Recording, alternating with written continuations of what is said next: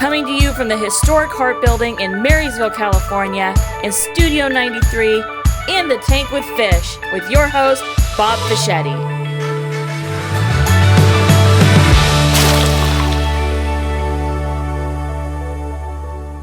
All right, we are back with another adventure of In the Tank with Fish.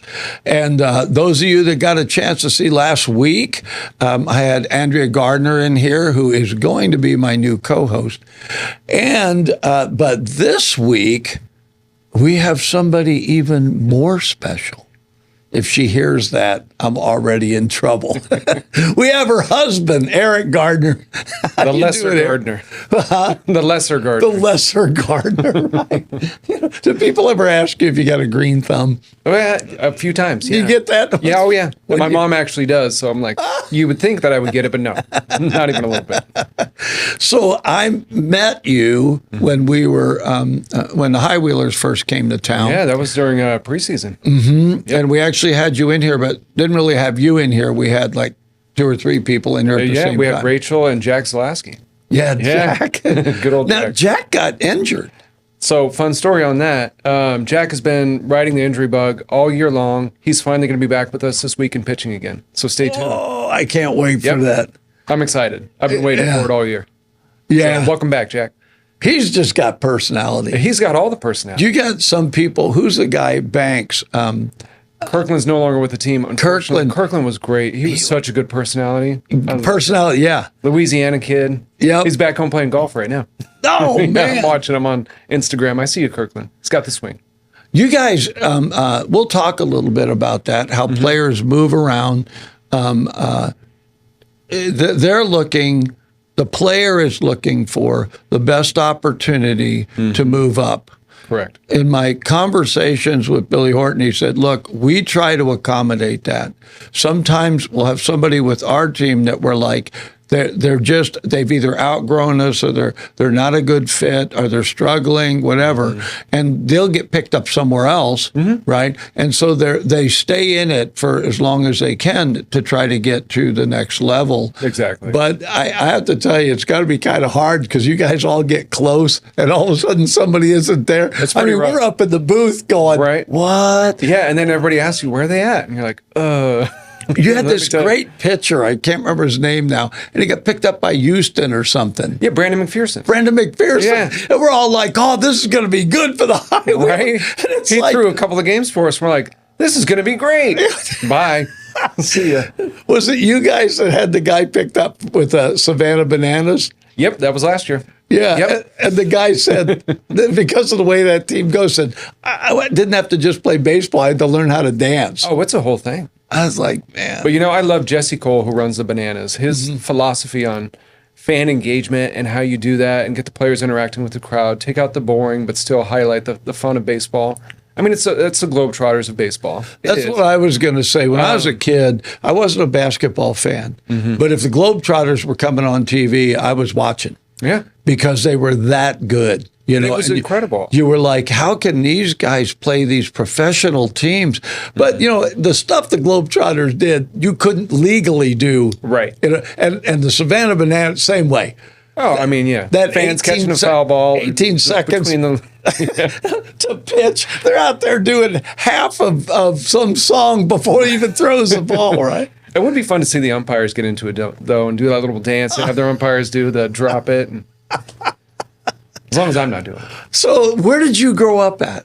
Oh, gosh, let's see. So I started from Crescent City, California, originally. No, I've been up there. Great. Yeah, most people don't know. They think Carson City. No, Crescent City. And I go, you know Eureka? And everybody says, well, yeah.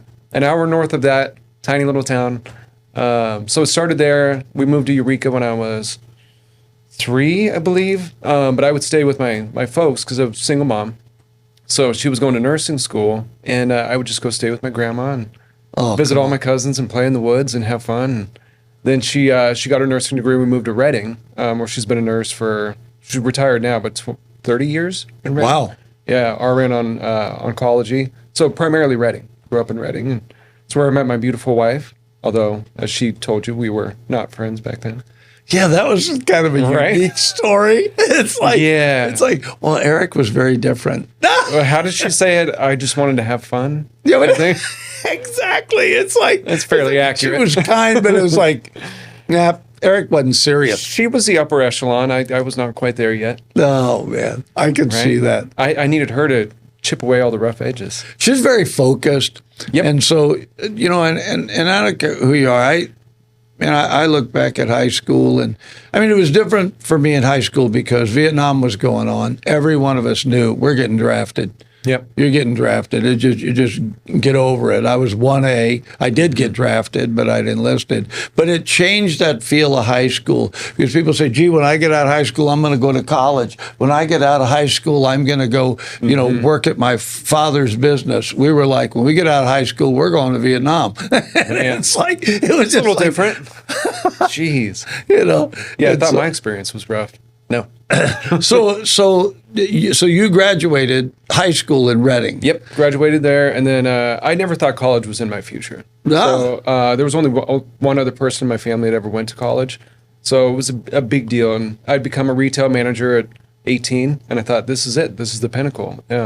And you know, no disrespect to that profession. Retail wants you to believe that. They do. They want to own your soul. So anybody who is in retail, I feel your pain. Yeah, exactly. I did that for a decade until we had kids, and I was like, okay, that's enough of that. I need to go get an education and work on something that I enjoy, which is sports. Yeah, that's really interesting because you were telling me that before you came up here, you were actually in the Kings organization. Yeah, that was my first foray into sports. Wow. So, fun story. This was at the Arco days, for those that were Yeah, the loud arena. right? So you remember the Safeway right there on Del Paso? There was a little parking lot behind that where you could park and just kind of sit by the arena. Nobody would know you were there. And I used to just sit out there when I was working for Aaron's Rent to Own at the time, which was a brutal job. And I would just sit there before I went home for like 15 minutes and just go, I'm going to work there one day. And sure enough, they had a career fair and they had this giant line of people. And I just walked past the entire line and said, hey, I'm here to meet the VP. And I went, okay, this is the guy we want. Smart. So I got the job as a ticket sales and worked into group sales within like a month or two. And then thankfully the Kings were a testing platform for the NBA, similar to the Pioneer League, but the high wheelers.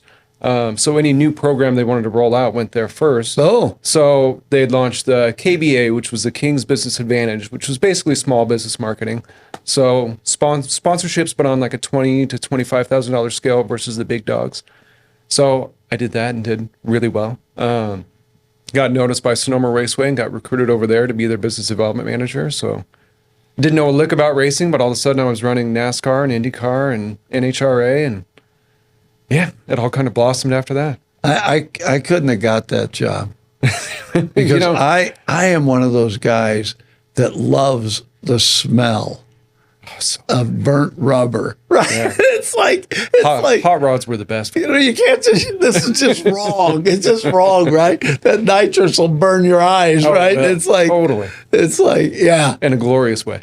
Yeah, but I grew up with that. Okay. My brother-in-law, I mean, I was tearing apart engines when I was a kid, putting transmissions in and Oh, man. and all that. So that whole thing, right? I really was so liked fun. it. But when you go to something big like Sonoma, Mm-hmm. that man, you're talking top level stuff, top yeah. level NHRA drags, all that stuff. Yeah. And isn't Sonoma the one that's got the Yep, road course. Yeah, the road Yep. course. And it's like, I almost entered that once. I had a BMW. It was so fun. It was so fun to watch. And I mean, NASCAR, I'm a NASCAR fan to a degree, but when you're just going around and around the same track, it gets a little boring. So Yeah. the road course adds in a lot more dynamics into that, and it's just fun. Obviously, you have the beauty of Sonoma mixed into the background and the wine culture and everything else that goes along out there. That taught me a lot about audience engagement because you can imagine your NASCAR fan is very different than your hot rod fan versus your IndyCar fan. Yeah. Versus your motorcycle fan, because they Yeah. would do that before that too. So it was learning how to fit in very different vibes. So how did you end up from there? So you said you went to college. Where'd you go to college at? All online. I got my bachelor's from California Coast University in business. So you were marketing. still living here then? yeah. Ah. So when I didn't Andrea have went the to New traditional college York, experience. No. so you guys were not together when she was in New York. Nope. So when she came back, Yep. then you made your move. Well, yeah. Yeah. Smart man. He was willing to wait. Yeah. She, how did that go? She walked by me. This was at, we had both just come back to Reading, and I was just doing a part-time job, figuring out what I wanted to do. I had been traveling at the time. I'd gone to, let's see, I just left Ashley Furniture. I'd been there for 3 years, and I was like, I'm just going to go travel. Young, no kids, right?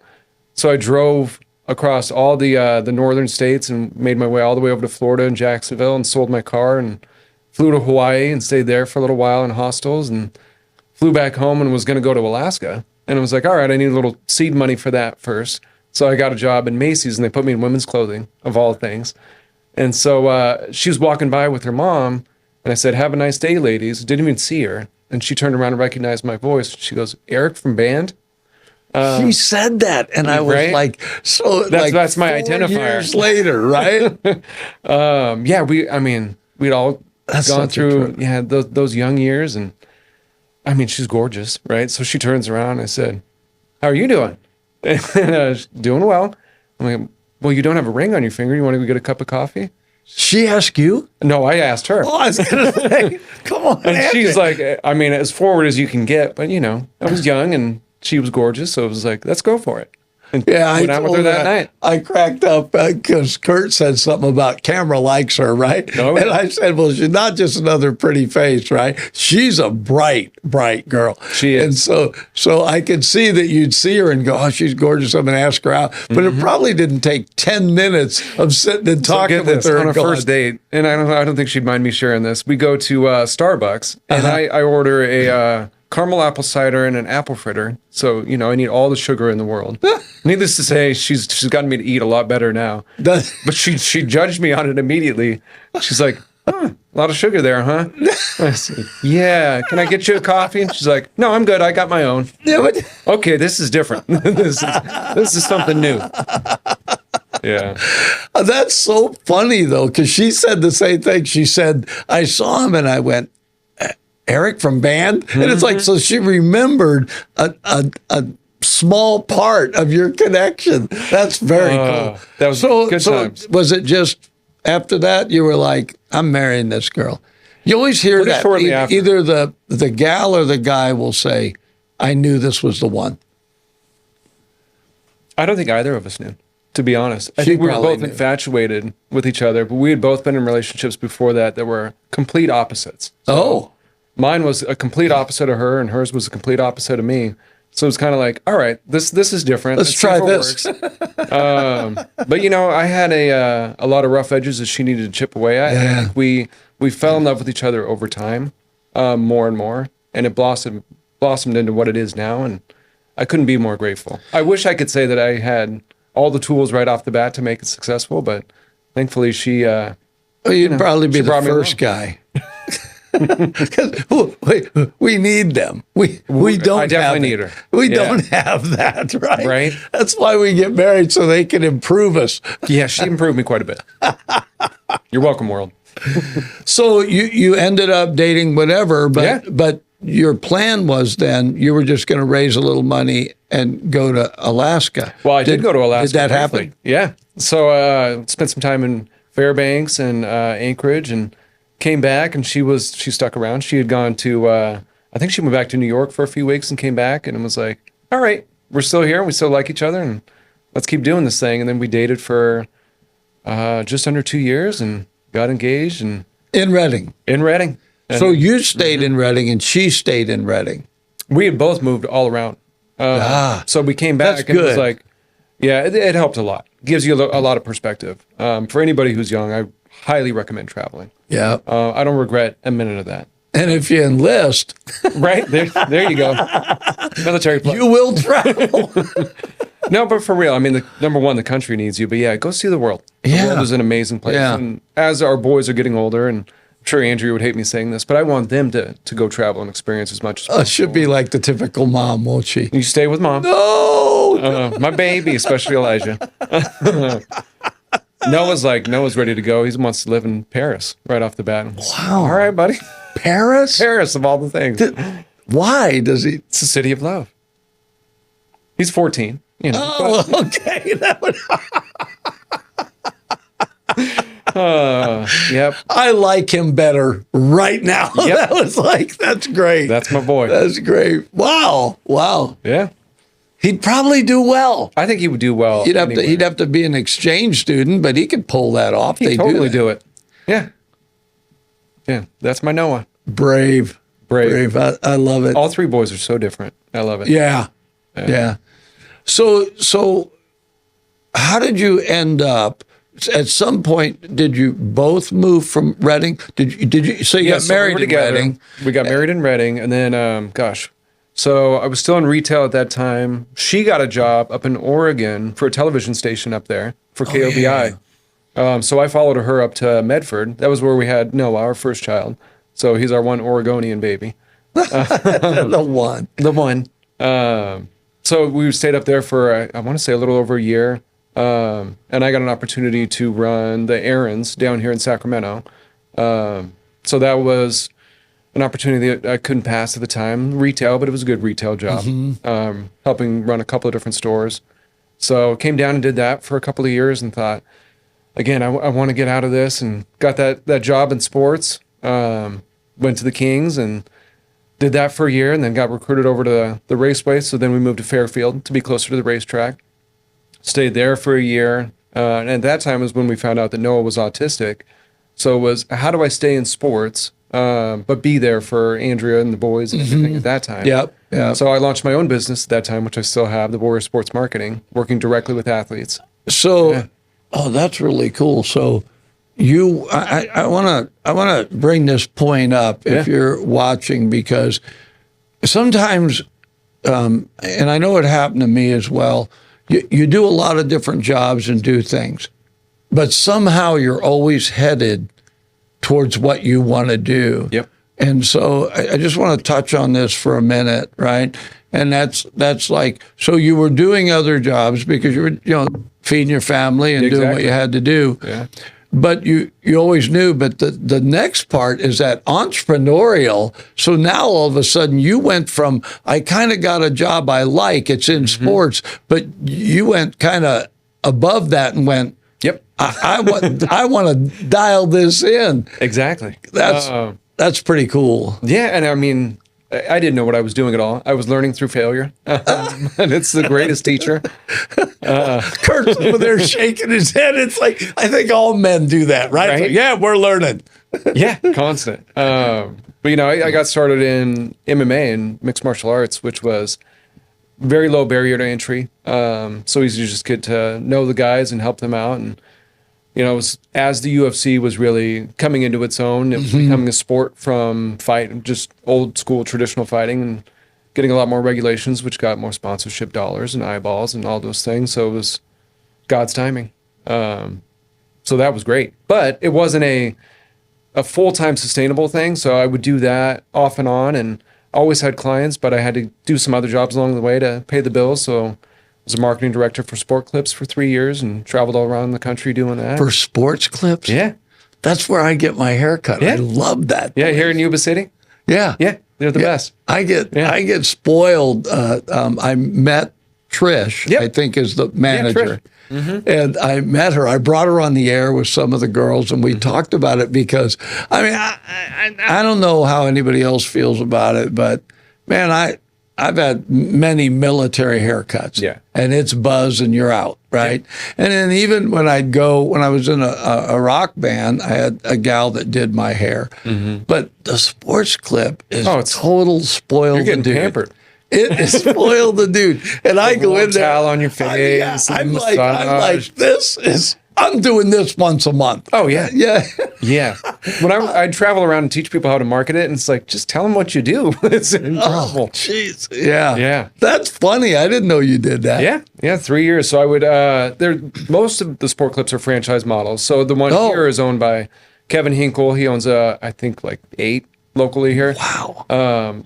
Phenomenal guy. And most of their franchisees are just awesome.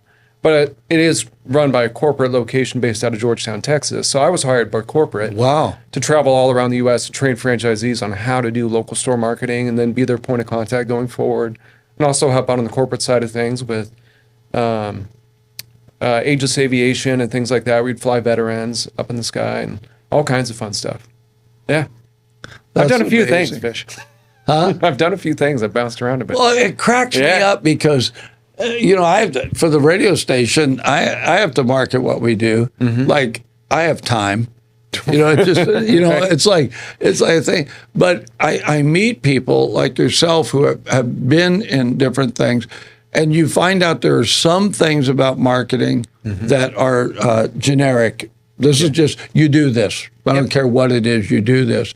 Then there's other things which is a little bit more difficult. How do you specifically, whatever you're doing, market that? So it sounds like because you ended up in the sports thing and you had already worked retail. So it all really It was kind of a natural fit. it became where it would fit together, and then of course you were just waiting for that first sports job. You were like, I don't care where I start. That's another thing. Yeah. Besides the I'm willing to be an entrepreneur and try something. You would like, I'll sell tickets. Yeah. What do you need? Tickets? Well, you remember, I started off this job with the High Wheelers as VP of Business Development, and now I'm doing everything. Oh, that's right. Because it's in my nature. If somebody says, we need you to do this, I go, okay, let me figure it out. Whatever it is, it doesn't matter. Okay, I got you. Well, Let's go. Since we're talking about the High Wheelers, I was absolutely shocked at what you guys were able to do in such a short time. And, being up in the press box, you get to see all the movement. And I'm like, it was a veritable blur. Yeah. Because there was just so many things. And, but you were always great with me. Rachel was always great with me. Hey, I need this, or what do you guys need? Right. And we were able to kind of work that out. But it was like you guys, and I would tell the guys, look, they got their own thing happening constantly. Constant. Because it was first year. You got a late start. I mean, that was a huge undertaking. Huge. Yeah, typically you would start everything you need to be doing at least in October, the year prior, to get going on things. That's assuming construction's done. We Yeah. didn't even have construction done as we went through the season. So there was no lead up time for season tickets or group sales or getting out in the community or anything. It was all just build it as you go. You guys killed it, though. You really We have a did. great team. Because We really have a great team. everybody. Who's the little gal that runs a dugout diner? Oh, Emily Smoot. Emily is. She could not be any better. Listen, my car broke down, right? Well, it turned out the starter died. Yeah. But she's out there trying to run her business and trying to get my car jumped. Yeah. And calling other people to help me. Right. And it's just it's a great bunch. Of course, I could talk about Rachel for hours. Oh, but easy. The problem then is her head would get big. And We can't have that. No. and then you got great people up in the booth. We do. Just people that are on it. They know what they're doing. They're paying attention, and they realize that is a hustle thing up there. Definitely. I don't think people There's realize so it. many moving pieces. Oh Constantly. my gosh, it's crazy. It's Right? crazy. Everybody wants to see something. Everybody has a demand, and to say that there's technical difficulties in Marysville would be an understatement. I think we've got things going today. I think Yep. 93Q's getting There we theirs fixed. Okay. I was having to broadcast the last game by coming over here and broadcasting it from our system here to get it to go over there. And I had man. to pick it up off Flow Sports. So if you're listening on the radio, it had a delay. But at least we were able to do it. We made it happen. It's a lot. It's a a lot. lot. And but the other thing is I had a chance to my first impression in seeing everything you did with the field, I had a chance to talk to, and I want to say it might have been Lon. Yep. But Mr. Hadamiya. all that you guys have had to do to prep the field, right, to get it ready, the big screen you got up there, the lighting, and he explained that a lot of stuff that you guys do is part of being contracted with the Pioneer League. Correct. That the Pioneer League doesn't just let you go pick any field. Nope. That field has to meet certain standards. And you guys put the padding up on the outside. I mean, you can still, if somebody wants to promote their business, they can still buy a banner. Two You spots still have available. those. Oh, excuse me. One spot available. Just sold it. Oh, so that, I mean, you have that, but the big screen you can do stuff on. There's no lack of opportunity to promote your business. So yeah, the outfield wall spots are prominent and great. And I mean, baseball is 3.5 months out of your season, but per our lease, we have access to the venue year round. So we'll be doing movies in the park and all kinds of things, church camps and anything. You want to host an employee outing, you want to do. We're talking with Yuba College about potentially doing some baseball games out there. Oh. The high school showdown again next year, the NorCal showdown with the top teams in California coming here. All kinds of things. So we're going to be making use of that. Yeah, it's a very different field. The only thing that people have said is different about Bryant Field is if you have a pass ball, you don't always get the run on it because the distance. That's right there. The distance between home plate and the backstop is too short. It's not conducive to base stealing, but it's great if you're a fan. Yeah, it's great because the pop of the glove. I mean, these guys are throwing, some of them 97. Yep, and you're hearing everything. I've watched it. A pass ball.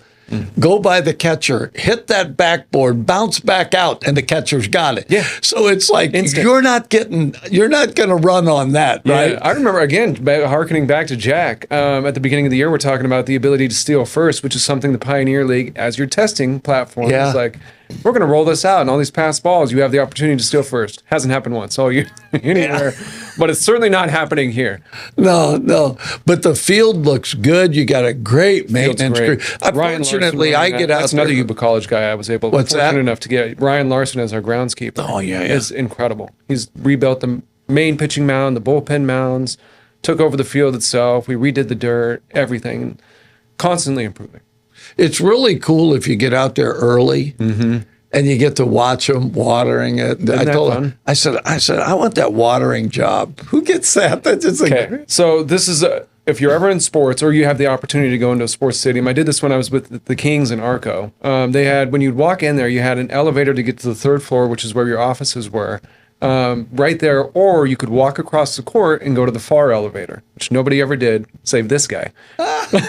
So I would just walk out there in the morning, the lights are off, you could barely see, but you'd stand in center court and just take it in.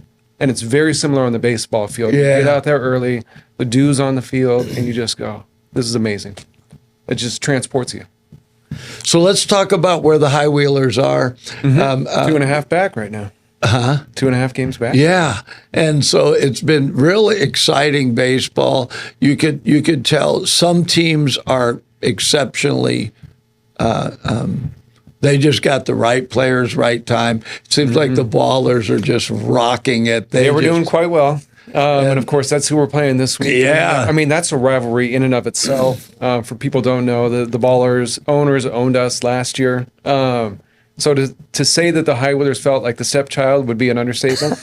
And then they went and won it and eliminated the Ballers. So then the Ballers had a little bit of heat there. And it's certainly carried over, as we saw in some almost fights during our first series. And it is definitely the real animosity. The Bay versus the Buttes. It's definitely round 2. And that's starting tonight. Yep. And so is this 12 games like the other one, or is it? This is 6 games. 6 games. Yeah, so then we'll finish off 6 games next week against Missoula Paddleheads. And where is that here? That's here. Yep. Oh, so all your next 12 games are here. All here. Okay. Yep. So when you go to the playoffs, where does that happen? How do they figure, in other words, if the Ballers get, can you get home field advantage? Is that one of the things that's available? Yep. So the Ballers would have home field advantage. I believe the way that it would be structured is the Ballers are number 1. So let's say we make the 4th seed. We would play them in the opening round. We would do, it's a 3-game series in the opening round. So you do 1 there, 1 home, and then the tiebreaker, unless they win the first 2. Then you move on to the second round, which would be a traditional 6-game series. And assuming it's tied at the end of the 6-game series, and you go to your knockout round. Oh, that's to decide crazy. the championship. That's crazy. There's no lack of excitement in the Pioneer League. No, because you watch that, the teams are tied, and you're like, I got literally knocked out. Right? It's insane. I love it and I hate it at the same time. Yeah, yeah. Who determines? Eric, who determines the things you're going to try out? I mean, does the league have primarily. Huh? The MLB. Okay, Yes. so the MLB, I mean, over the Pioneer League, is there a Pioneer League leadership? Yep. Like So we have like a board? There's a board. There's a board full of owners from each of the teams. But there's the president of the Pioneer League, Henry Hunter, and Mike Shapiro is still a part of that as well. And then we have Brian Earl, who does a lot of the communications back and forth with the MLB and helps run the statistics and things like that. But it's a very small crew, and then it's really up to the teams to disseminate that back to them. But it's not just your home run derbies that we're rolling out during the season or your knockout rounds. It's the challenge system. You know, question a ball or a strike, you tap your helmet. So that and getting that relayed back quickly, how does that work out? So we have to communicate everything back to the MLB in pretty rapid fashion so they can make determinations of, do we kick this up to the next level? So the MLB is considering the challenge? Definitely. Oh, yeah. Because I saw that guy that got thrown out of the game because the ump thought it was, you know, like you're questioning me. Well, they're going to have a choice. If the MLB says that's what's going to happen, the umps are just going to have to. I mean, I really like it. I really do. And I get that it takes away a part of the game and framing with catchers or knowing like how to play to an umpire's zones. However, it's more accurate. So I try and keep automation as much away from sports as you can, with the exceptions being, I think this makes sense from a strike zone sense, or tennis. If you're hitting it on the foul line, that should not be a judgment call on, right. you know, just show the replay. But that's about it. Outside of that, keep it pure. So I have something I've always hated in baseball. Okay. Always. All right. The intentional walk. Yeah. Even though I know it's a game of strategy. Yep. And an intentional walk can be a very valuable thing for Definitely. a manager to use. I don't like it. I don't like it either. I'm like, you got to pitch to that guy. Yeah. You know, Should be mandatory. and if you want to change that, then change pitchers. Right. Give him a lefty or do whatever. But anyway, so that's the thing. But some of the stuff, and I didn't think I would like the pitcher being timed. That I actually appreciate. But that actually worked. I don't think that you should have to do it, because if you look back at some of the old traditional baseball games from the 30s upwards into like the 70s, really, you just got in and if you were a batter, you got in, you hit. If you're a pitcher, you got up and you threw. And at some point it transitioned to, now I'm kicking the dirt and doing all my slide steps and everything else. And it just took way too much time. Yeah. Yeah. So it makes sense. Speed So it up I a little like bit. that one. And you guys got a clock up there. We have a pitch clock out in the outfield and one behind home plate. So Yep. So you can see it no you matter better be where on you're it. at. Yeah. If you're missing it, we're going to call you out. And I have seen a few times where they Yep. called them on it. Yeah. And that's the ball in our favor. We'll take it. That's really good. Well, so what happens? What does Erik do when the High Wheelers have finished their season? Because baseball, really, with everything, Yep. there's a lot of behind-the-scenes stuff that still has to be done. There's an Plus, insane- you got the field. Are you going to have to handle that stuff? Oh, yeah. Oh. Yeah, so all year long, any outside event. So obviously we have the Brewfest coming up as well, but just anything that the city wants to put on or anybody who comes to us. I mean, we're a vendor space, so any vendor who wants to come and be a part of it, reach out, and I'm happy to help you and get that going. So I would help coordinate all of that. Obviously making sure the field is maintained throughout the off season and ready to go, but then we have to prep for next season and actually get back to that marketing and how do we get into some of these communities and go to the Sikh parade and the Bacchai festival and everything else that goes on around here. We're not going to be out of sight, out of mind. We're going to be here and present and there and everything. Yeah, I get the privilege of announcing the Bacchai. Oh, yeah? And the Christmas parade. Okay. And as a kid, parades have two elements for me. One is I always want to see a marching band, right? There's just something about a marching band, right? But the other is I used to listen to the announcers, and they're very descriptive. Well, radio, if you're just doing it on radio, then I mean, you're having to describe it and all that. But the announcing they do here, we don't have to broadcast it. The people are there, right? And so they can see it. So it actually makes it a little easier because I have to say the float has 14 roses going up one side of the right. And it's like, Yep. But yeah, great stuff. We have parades over here. We have a veterans parade coming up in November. And it's an opportunity for you guys to do all the players go home. The vast majority. So we have a few that are local. Jack's local. Jack's Elk local. Grove. Yeah, so hopefully I can get them to do a little marketing and come out and do some stuff in the off season, and just stay in touch.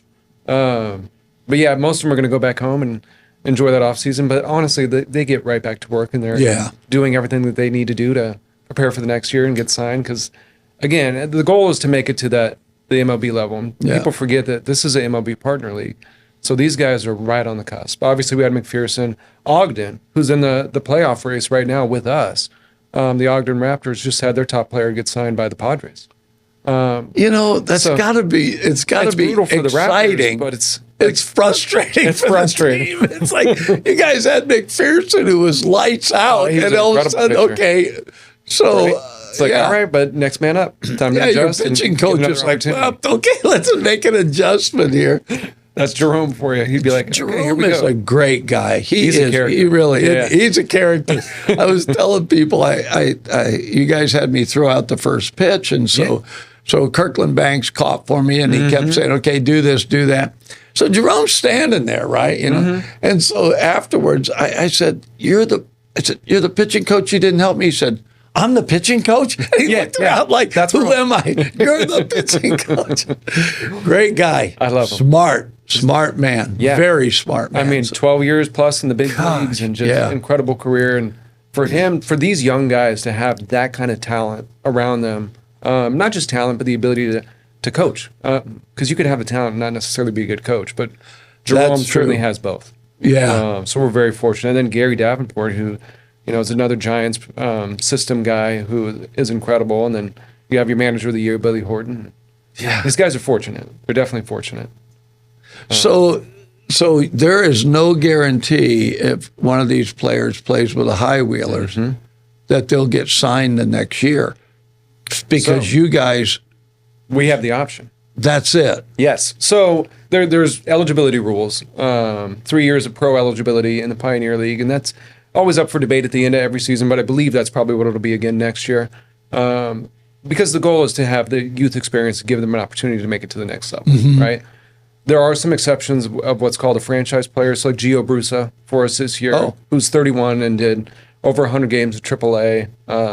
So you can have, as long as they're local, and Gio's from Lodi, so having someone local enough that can come in and be your franchise player would be great, which I love because you have an infusion of talent, for sure.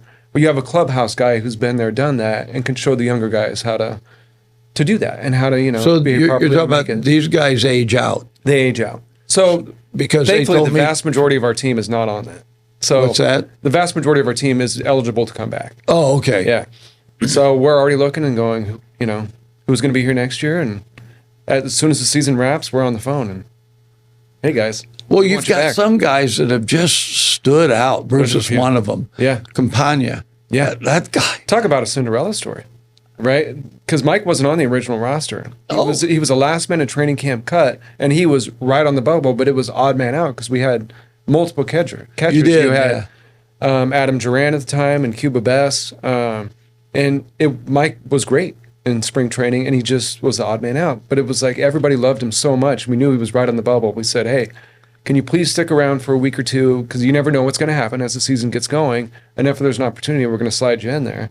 And sure enough, there was, and we got him in, and he has just killed it. He's been our number one catcher and never looked back. He is just a sweetheart of a kid. He's a brute.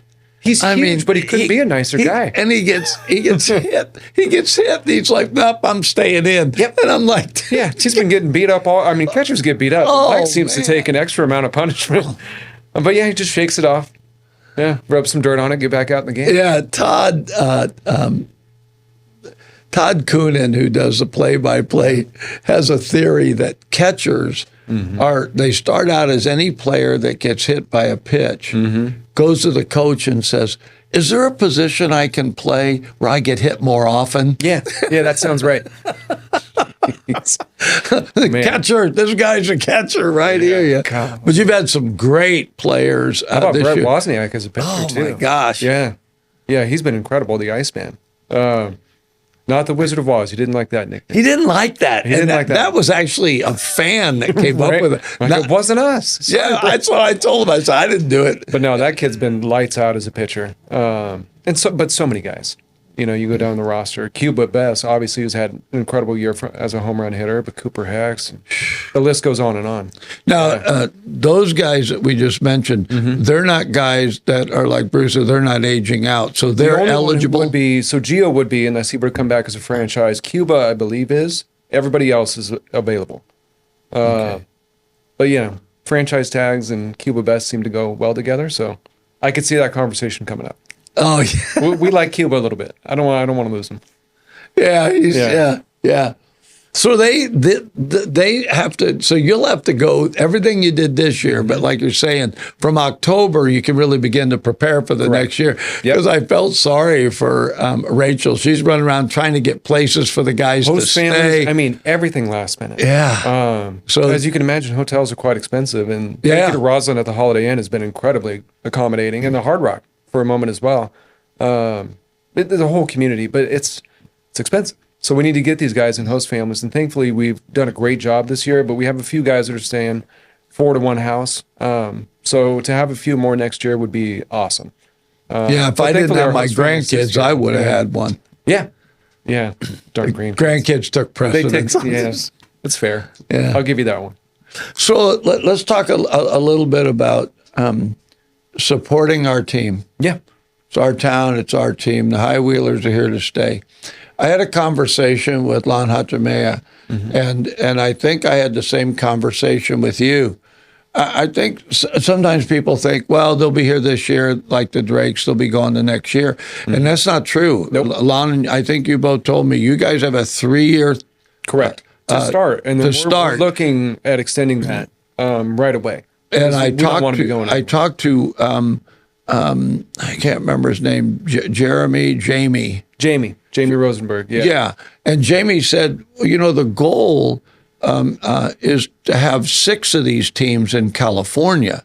So it's not just the High Wheelers, the owners group, if you will, the investors. They really want this to go, and they want to have other teams. They want to see the whole thing grow for California, which for us, it's great. we're great because we're like, it's like, okay, so you're not taking the High Wheelers. We get them, but you can go start another team somewhere else. I love it. And I don't have to book travel for people to go to Montana. They can go to, anywhere around California is far easier. I'll take that any day of the week. I don't know if it was you, but I said, so do you want us to broadcast the away games? And that was because I didn't realize it was other states. Yeah. I was thinking, Oakland, we'll get down there, right? Yeah, I mean, Colorado, Montana. Montana, yeah. And I'm like, okay, well, I fly free on Southwest because of my son. But that doesn't mean, so Todd is like, well, can I fly free? Todd Coonan. Todd would do it. So loves baseball and loves announcing. That was such a good score Todd for you guys. Amazing. Yeah, I mean, there's so many pieces. It's like, it's great that we've been able to have a great staff and build them and train throughout the season, and just including myself, learn and grow. But then we were gifted with people like you and Todd and some other people who were just amazing from the get-go. Right? And had been there, done that, and just they knew how to get going. So I haven't yet worn my Cardinals jersey there, but I am tempted. Cardinals is fine, no Dodgers. I love the exactly. My wife is like, Cardinals are fine, no Dodgers. She's a Giants fan to the end. Oh, my gosh. So I have to ask this because I want to kind of get in this. So as a community, I know you said like there's banners up there that businesses can buy. But other than just going to the games and supporting the team, I've been talking about that. Hey, man, we're on this last mile. Let's get out there and support the team. Every game counts. Yeah. And but what else can the community do? Let's see. So the biggest thing is just spread the word, come out. I think it's very easy to hear about a High Withers game and go, oh, it's a baseball game. Yes, it's a baseball game, but it's an experience. So when you come out, we're very fortunate in Bryant Field, if you haven't been there, where there's a huge concourse area. There's plenty of room to walk around. Yeah. So if the kids are getting bored, we've got games for the kids. We've got plenty of opportunities to go around. If you just want to meet up with your friends you haven't seen in a little bit, plenty of spaces to go talk, to take advantage of that. So it's a community gathering spot rather than just a baseball game. Yeah. With the added benefit that it's an incredible baseball game. I hate hot dogs. Our hot dogs are incredible. I hate hot dogs. Yeah. I've eaten more hot dogs at the High. My wife cannot believe the food. Today's $2 Tuesday. $2 hot dogs. Oh, that's right. Yeah. $2 tickets, $2 GA tickets, $2 hot dogs, and $2 beer. High Wheeler IPA. 2 for Tuesday. 2 for Tuesday. We're in. Right? So yeah, Kurt, we might get Kurt out there for a game. Oh, there we go. Yeah. And it's back to school night. So we have Twin Rivers Charter School. So their principal's going to be throwing out the first pitch, and we've got their choir's going to come sing the anthem, and so anything we could do to involve the community. But to your point, yeah, how does the community get involved and support? Doing things like that. So yes, we want fans in the stands, obviously, and sponsors are great. I don't want you to just be a logo on a wall. I want people that we can actively engage with in the community. And that's for us too. How do we get out and support you? Like a Sutter Buttes Brewing, going and doing a watch party out there, or going to the hospital charity, or River Valley Bank is doing a anniversary celebration. So we've got some gift baskets we're going to auction off there.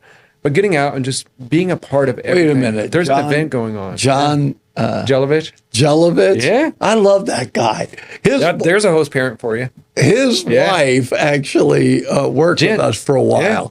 Yeah. And she's with Blue Zones now. But John is such a good man. They're awesome. They're just great people. And Yeah.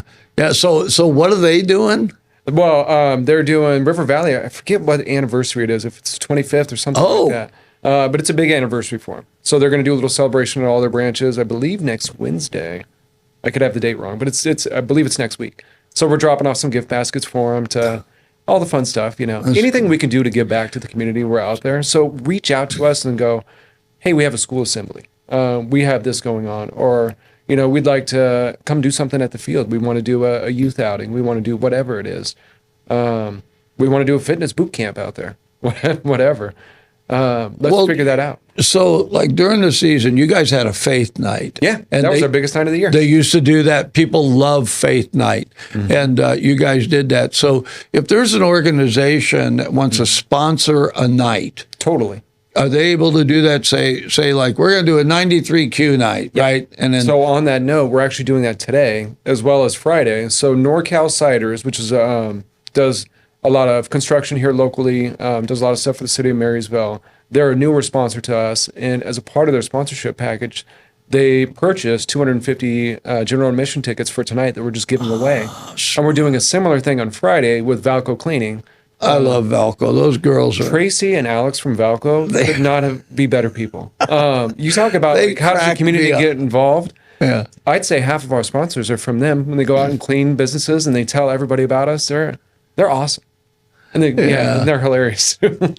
Yes, they are. Yeah. I've had them on the air. They are absolutely awesome. They're a pair. I love them. Well, listen, Eric, this has been a blast, but I'm not going to let you off the hook. I'm not going to do that. I really think I'm on the hook in the tank. once your little wife and I, we're bringing you back. You're not getting off the hook.